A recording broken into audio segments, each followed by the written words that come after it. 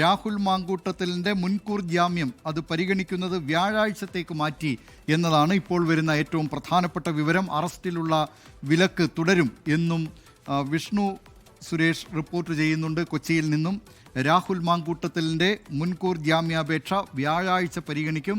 Rahul മാങ്കൂട്ടത്തിലിനെ arrest ചെയ്യുന്നത് വിലക്കിക്കൊണ്ടുള്ള ആ ഉത്തരവ് അത് വ്യാഴാഴ്ച വരെ, ഈ കേസിലെ വിധി വരുന്നതുവരെ തുടരും എന്ന കാര്യം കൂടി ഇപ്പോൾ ഹൈക്കോടതി വ്യക്തമാക്കുകയാണ്. വിവരങ്ങളുമായി കൊച്ചിയിൽ നിന്ന് വിഷ്ണു സുരേഷ് ചേരുന്നു. വിഷ്ണു, പറയൂ ഈ വാർത്തയുടെ വിശദാംശങ്ങൾ. ദിലീപ്, ഇന്ന് രാഹുലിന്റെ മുൻകൂർ ജാമ്യാപേക്ഷ പരിഗണിക്കുമെന്നാണ് കരുതിയിരുന്നത്. പക്ഷേ അത് വ്യാഴാഴ്ചത്തേക്ക് മാറ്റിയിരിക്കുന്നു. വ്യാഴാഴ്ച വിശദമായി വാദം കേൾക്കാം എന്നാണ് ജസ്റ്റിസ് കെ ബാബുവിന്റെ ബെഞ്ച് എടുത്തിരിക്കുന്ന നിലപാട്. ആ ഘട്ടത്തിലാണ് നേരത്തെ 15-ാം തീയതി വരെയാണ് രാഹുലിന് നോട്ട് അറസ്റ്റ് കൊടുത്തിരിക്കുന്നത്.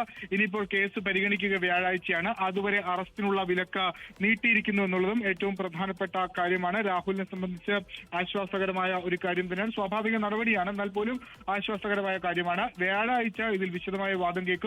സർക്കാർ വേണ്ടി DGP നേരിട്ട് ഹാജരാകും.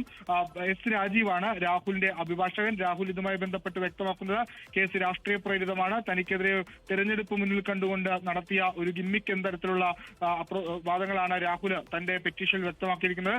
സംസ്ഥാന സർക്കാർ ആകട്ടെ ഇതിൽ കൃത്യമായ കഴമ്പുണ്ട്, പരാതിക്ക് അടിസ്ഥാനമുണ്ട്. രാഹുൽ ഒരു ഹാബിച്വൽ ഒഫൻഡറാണ്. ഒപ്പം ഇയാളെ കസ്റ്റഡിയിലെടുത്ത് ചോദ്യം ചെയ്യേണ്ടത് അനിവാര്യമാണ്. അതുകൊണ്ട് ജാമ്യം അനുവദിക്കരുത് എന്ന നിലപാടിലാണ് സംസ്ഥാന സർക്കാർ ഉള്ളത്. ഇരുകൂട്ടരുടെയും വാദം അത് വ്യാഴാഴ്ച നടക്കും. ആ വ്യാഴാഴ്ചയാണ് വിശദമായ വാദം കേൾക്കാൻ വേണ്ടി ഇതിപ്പോൾ മാറ്റിയിരിക്കുന്നത്.